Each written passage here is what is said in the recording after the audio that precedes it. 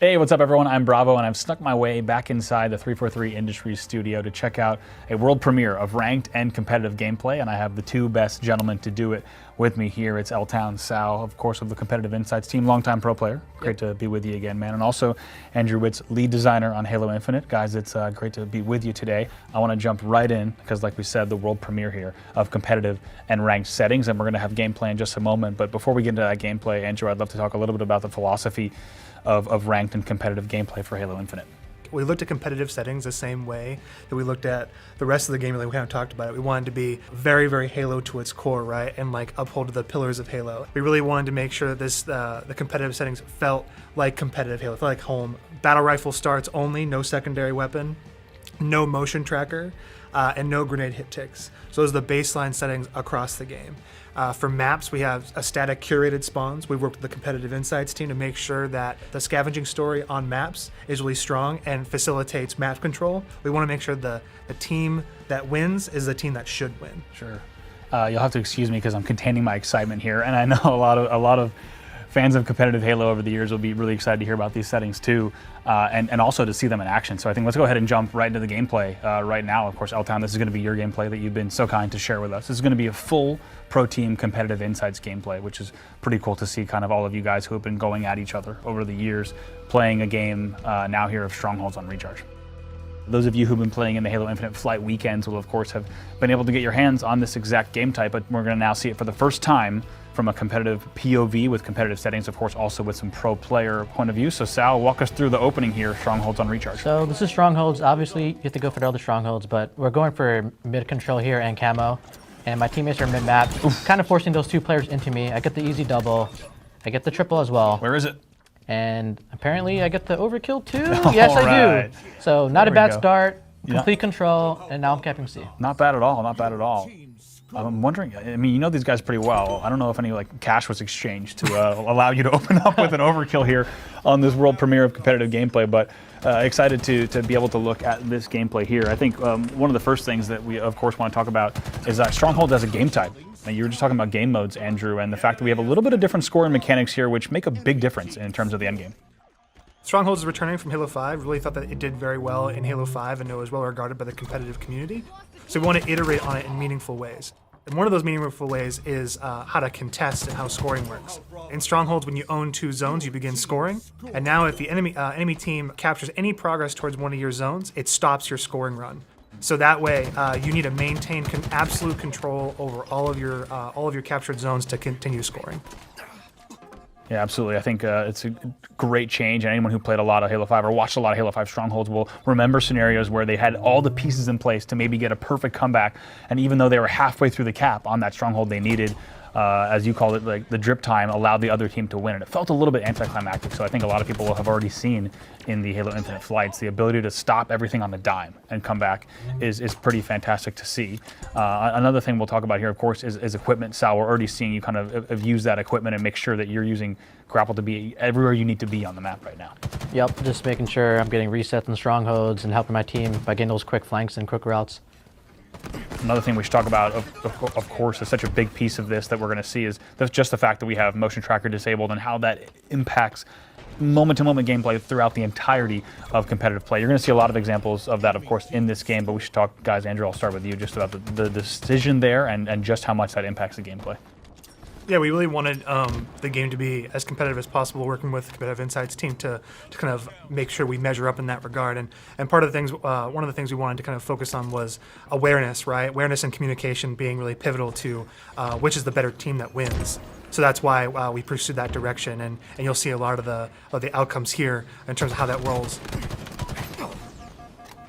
Yeah, absolutely. Sal, you put it best when we were talking earlier, just before we started recording. Just talking about information earned and the fact that given versus earned. Yeah, absolutely. Just how important that is. Yeah, so we wanted players to actually have to go out of their way and get info themselves versus like an indicator or UI telling you where players are and how weak they are. So it's just more awareness and more skills and more thought process on this.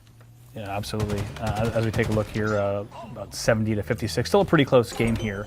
As you're going to go ahead and get another reset here, but you guys are doing pretty well in terms of just ability to continually rotate and collapse on the opponent as well. Yep, just using some good comms here, collapsing on Stronghold together, and nice bait and switching going on right here. Yeah, absolutely. I think another thing we should talk about too, as you're going to go ahead and get this kill back, Hydro, you're going to be able to pick up. We're going to see some sword and some equipment play. So this is probably a good opportunity to talk about some of the equipment balance in the game. So right here, I pair repulsor and sword to get some creative shortcuts here. And that guy had no idea. So that movement, that shortcut, mixed in with no motion tracker, this allows you to make crazy plays like that, honestly. Yeah, absolutely. There's so many pieces to talk about there. Just the fact that you can creatively go from bottom middle all the way up to top A like that with the sword. Like you said, if someone is watching motion tracker in a competitive setting, they're going to be watching that doorway. That play doesn't really happen in those settings, so it's pretty fantastic to see. And by the way, everyone's just running away from you with their heads down at this point in the game as you're racking up even more kills. But that brings us perfectly actually to a camo pickup. And the first thing we'll talk about here is just the new mechanic, Andrew. Of course, people have seen it, but it's worth talking to you as lead designer on the decision there, to, of course, in conjunction with the sandbox team to make sure that the camo is actually pocketable and you can determine when you want to activate it.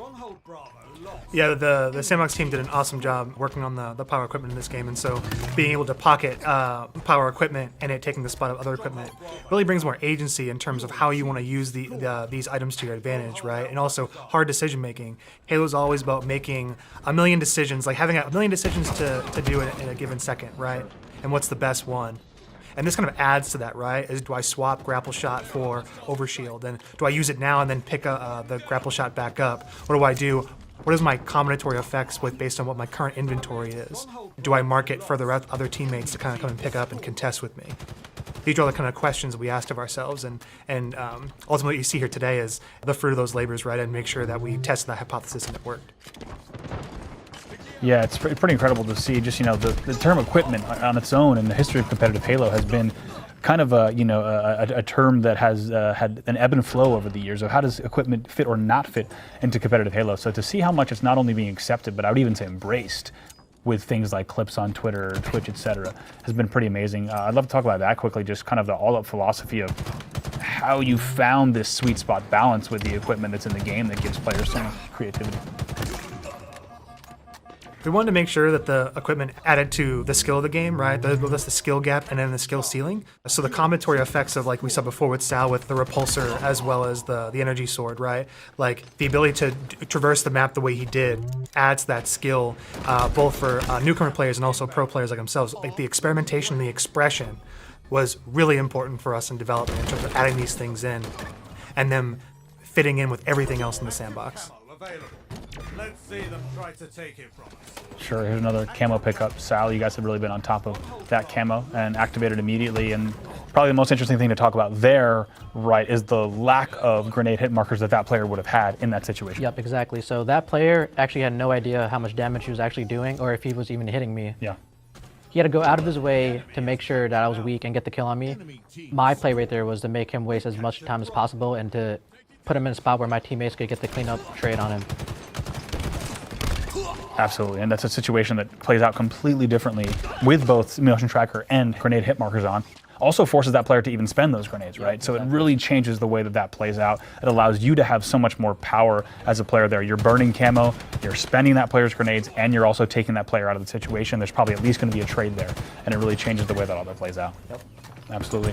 Another thing I'd love to talk about here as we see more continuous control from the Sal and team, Andrew, is also just the dynamic between, of course, we've got the BR utility weapon that so many players will be excited to see, but we're also seeing Sal use a lot of Mangler. We're seeing some Commando. How you guys really thought about the dynamic between this utility weapon is really important, and it is such a core part of the gameplay. However, the weapons on the battlefield are also a big piece as well. Yeah, I think the Sandbox team did a really excellent job of making sure that all the weapons have a specific role in the game. The battle rifle being the utility weapon is really important for players to being viable off of spawn, right? They're having expression off of spawn.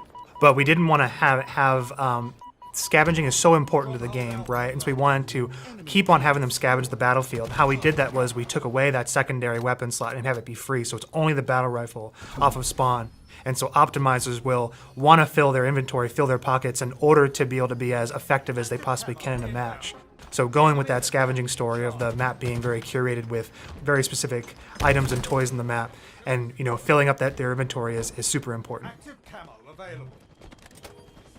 Yeah, absolutely. We see another camo grab here from Sal as well. And This time I live. nice job there. Going to be able to to get away, and also, you know, of course, be able to go away now with a grapple camo mangler, which is a pretty sweet setup as well. Pretty ideal. Let's see what I do with it. Let's go ahead and see. And at this point, of course, it's right now 216 to 137. One thing worth talking about with that new scoring mechanic, Sal, is, one sec. We got a contested stronghold here. Let's see how you play this one out. Okay, well done. Takes down the first player. I'm going to go ahead and finish that cap. Or almost finish it, but instead go ahead and up. Nice grapple out, but yeah, it's okay, it's okay. One thing we should talk about, though, at this point, because even though there's quite a gap, or quite a delta between the scores in the game, you really can't take your foot off the gas, whereas in Halo 5, you might be a little more comfortable because you know you have, as long as you have control with X amount of time left, you're probably going to win the game. But with the ability to stop everything, like we said earlier, immediately while just stepping into a stronghold, that kind of changes the way that competitive teams will play the late game of strongholds. Yep. Especially with the new rule set where you could contest and stop the pausing for a little bit. Like, you can't let your foot off the gas. You got to try to close out the game here. So just making sure we keep up the comms and the teamwork, just pushing strongholds together. Yeah, absolutely, and you've done it so well here as well. Take a look at this play as well, as you're going to go ahead and grapple him. Unlucky. Unlucky indeed, but it's just worth noting the fact that you do have kind of that creativity, right? I mean, never has there been in competitive Halo a moment like that where you could fly out of a door and then fly into an entryway like that and be able to just set up a play like that. So it's pretty special to see, and the fact that it is balanced the way that it is, right, I'm sure was quite a challenge, Andrew, for a long time, I'm sure. Yeah, we tested a lot of different things, a lot of different settings, but we wanted to make sure that the things like the grapple and really all the equipment had that expression element, right? The things that are powering all those clips that you're seeing on the internet, we're all gleefully seeing on the internet. We want to make sure that it's important for expression with equipment. I want to do this, I want to do this and this. I want to repulse somebody and then follow up with that mangler melee or things like that. I want to put somebody into a wall and knock them off the map.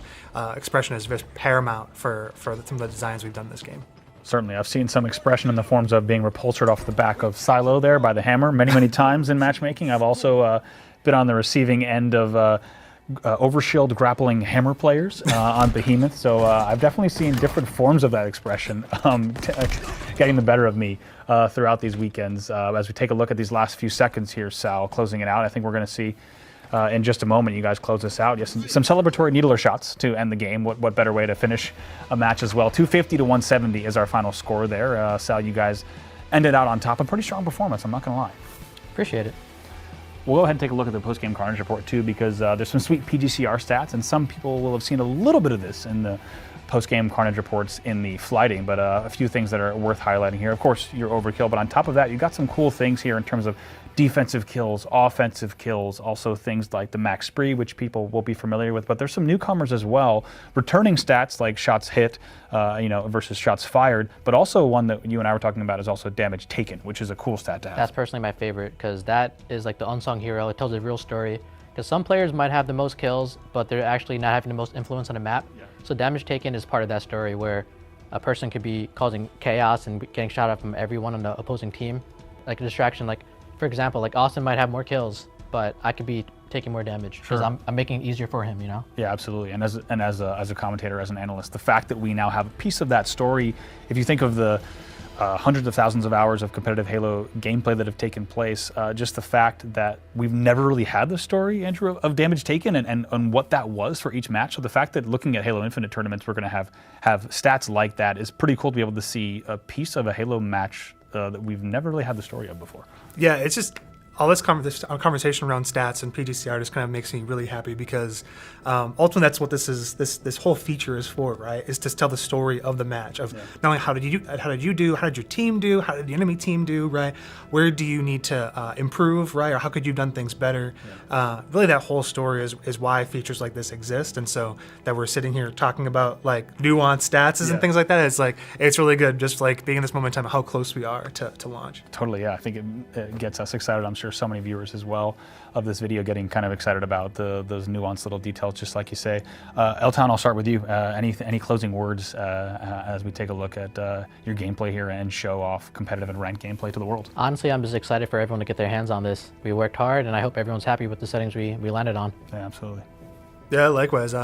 Myself and the rest of the team, we worked on this for a while. Really excited to see folks, get their hands on it. Right, the flights have been really exciting for us, really invigorating for us to see the response and all the feedback. Right, it's the same thing here. We're really excited to see what the competitive community does with this game, with these settings, to see what they're able to accomplish in matches. Right, see what ranked is like, see what HCS is like. All this is just super great right now. It's a good time to be a Halo fan. Yeah, it is. As a Halo fan and on behalf of the whole community, I just want to thank you both for the amount of time, love, effort you've put into this game, because it is already showing in the flighting, in the excitement for the game. And it was so special for me to play such a small role in sitting with you two, with all the amount of work you've put into this game. To be part of this competitive reveal is really special for me. So thank you both. There's going to be more information on HaloWaypoint.com on competitive settings, and you can find a blog on even more details there. Of course, stay tuned to @Halo on Twitter as well as Halo Waypoint for even more as we get ready, of course, and also